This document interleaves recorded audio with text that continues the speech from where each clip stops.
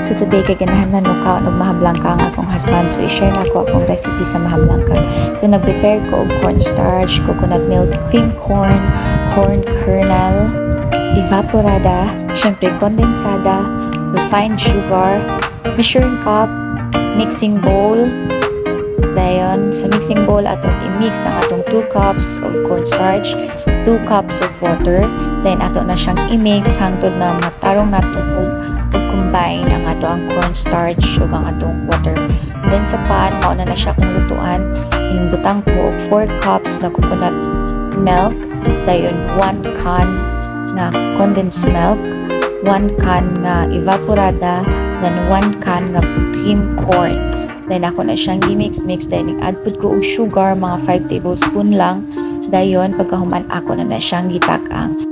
Syempre atong unahon og luto ang atong coconut milk, dayon pag bukal ana ato na dayon i-add ang ato ang gi-mix nga cornstarch ug water.